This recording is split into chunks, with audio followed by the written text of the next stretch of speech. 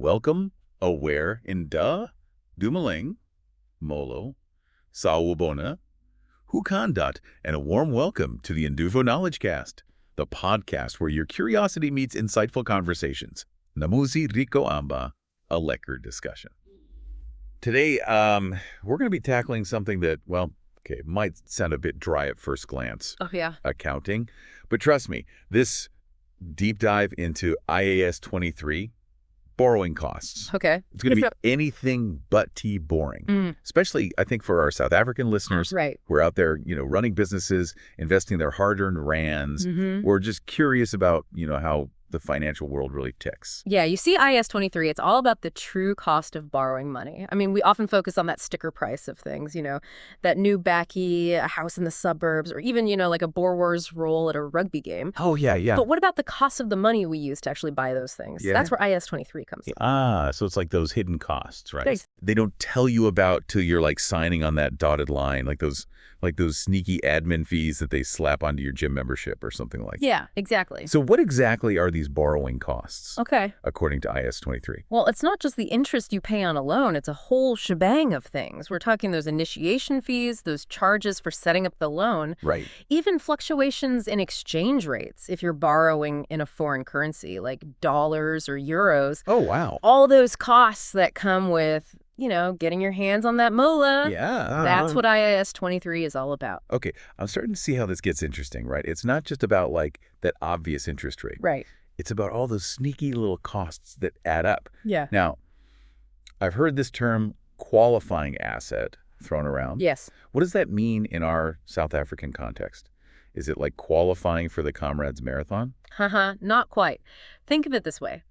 IAS 23 really kicks in when you're borrowing money to build or buy something big that takes time to get ready.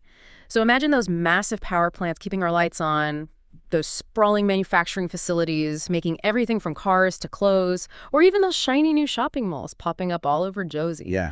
These aren't things you just buy off the shelf. They need serious time and resources to develop. So it's not like buying a Gatsby from your local takeaway joint. It's more like building a whole new GO train line. Exactly. These are serious investments. And that brings us, I think, to the heart of IAS 23. The big decision. Capitalize or expense? Yeah. Those borrowing costs. Yeah. What's the deal with those two options? Yeah, this is where things get really juicy. So capitalizing basically means you're adding those borrowing costs to the actual value of the asset itself. Okay. Imagine that shopping mall in Josie. As it's being built, those borrowing costs are like slowly increasing the price tag on that property. Expensing, on the other hand, means you treat those costs just like any other business expense, right, which immediately impacts your profit for that year. So it's like choosing between like adding that extra cheese to your bunny chow and paying for it up front, or letting it slowly increase, the overall price of your meal. Yeah. So how do businesses in South Africa, or anywhere else for that matter, decide whether to capitalize or expense these costs? Is there a magic formula or something? Well, IAS 23, it provides some guidelines, and it boils down to two key factors. First, there needs to be a high chance that the asset will actually generate income in the future.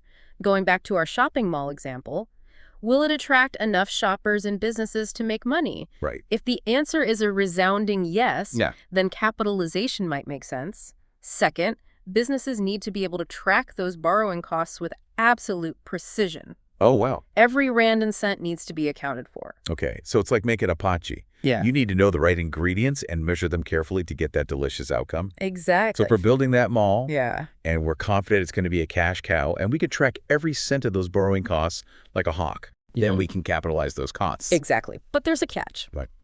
IAS 23, it gets very specific about when capitalization can actually start and stop.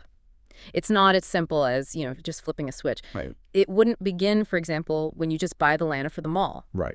The clock starts ticking only when construction actually kicks off. Okay. And it stops when that asset is practically ready for its grand opening, even if there are still a few snags to fix here and there. So it's not about arbitrary dates. It's about the actual progress of getting that mall ready to open its doors to eager shoppers. Exactly. But what happens if there's a massive spanner in the works, like, say, those heavy rains we get in KZN? Yes. Delay the construction of a bridge. What happens to those borrowing costs then?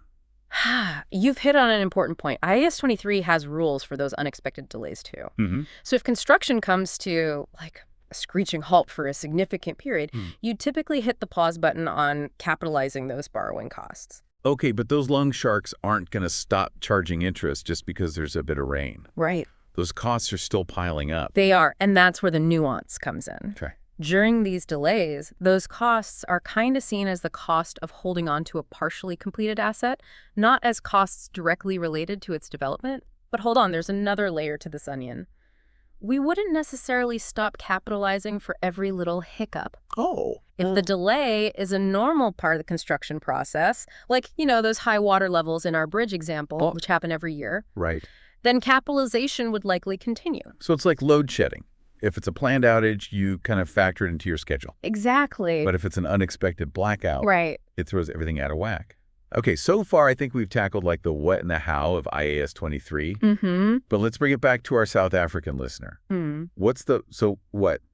How does knowing all of this actually benefit someone, running a spaza shop, building a business, or even just trying to understand the price of bread? Yeah, that's the golden question, right? You see, understanding these rules can help businesses make smarter choices about how they finance those big projects and how they show their financial performance to the world. Remember that decision to capitalize or expense those borrowing costs. Yeah. It can have a massive impact on a company's profits. And that's where our eagle-eyed investors come in, right? They're looking at those financial statements. Exactly. Like a hawk trying to spot any funny business. Exactly. Knowing how companies are handling those borrowing costs can give investors a much clearer picture of a company's, financial health. Are they capitalizing costs when they shouldn't be? Are they kind of hiding something in those numbers? These are the questions that, a savvy investor would be asking. So it's like looking beyond the Boer Wars and seeing how the sausage is really made. Yeah. You're not just taking those financial statements at face value. You're digging deeper to understand the story they're telling. But hold on a sec. Let's not forget about our everyday South Africans. Right. Those who aren't accountants or investors. Yeah. Do these IAS 23 rules really matter to them? Mm-hmm. I mean, does it affect the price of milk? Yeah. Or petrol? It absolutely does. Think about it. Almost everything you buy, from that Gatsby to a house in Sandton, has those borrowing costs baked into the price somewhere. Okay. Along the line, those costs that businesses incur, they eventually get passed on to us, the consumers. Wait, are you telling me that, understanding this IAS 23 thing can actually make me a smarter shopper? Yeah. Like, I can decode those price tags and, see through those marketing gimmicks. You're catching on quickly. It helps you understand why things cost what they do. For example, let's say you're looking to buy a flat in a new development in Cape Town. Mm-hmm. Knowing that the developer likely capitalized those borrowing costs during construction can give you a better understanding of why that flat is priced the way it is.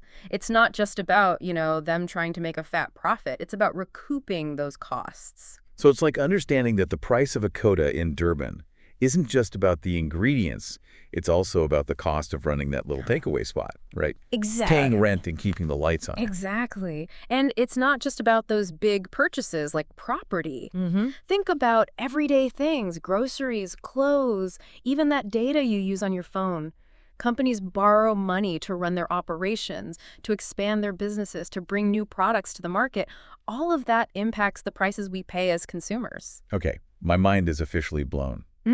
So you're saying that by understanding this seemingly complex accounting standard, I can actually become a more informed consumer. Yeah. And maybe even save a few rands along the way. You got it. It's about becoming, a more aware citizen. When you understand how businesses handle their finances, you can better assess, their performance, their impact on the economy, and even, their long-term sustainability. This is deep stuff. Yeah. We've gone from borrowing costs to the price of bread in just a few minutes. But before we get lost in the financial maze, let's bring it back to our entrepreneurs, our hustlers, those who are building businesses and creating jobs right here in Mzansi. Yeah. What's the key takeaway for them? For our entrepreneurs, understanding IAS 23 is crucial for making, sound financial decisions. It helps them navigate the complexities of borrowing money, of accurately tracking your costs, and presenting, a clear picture of their business's financial health. And that clear picture is essential if you're trying to get a loan from the bank, attract investors, or even just make smart choices about growing your business, right? Absolutely. It's about transparency, accountability, and making sure you're playing by the rules of the game. Speaking of rules, we've been focusing on South Africa, but IAS 23 is an international standard, right? Hmm. It applies everywhere. It's not like, our unique driving rules, is it? Now that you mention it, I've always wondered why we drive on the left side of the road here in South Africa. But let's save that for another deep dive, shall we? You're right. Let's stick to IAS 23 for now. And yes, it's part of a bigger set of rules called the International Financial Reporting Standards, or IFRS for short. And these IFRS are used in over 140 countries around the world.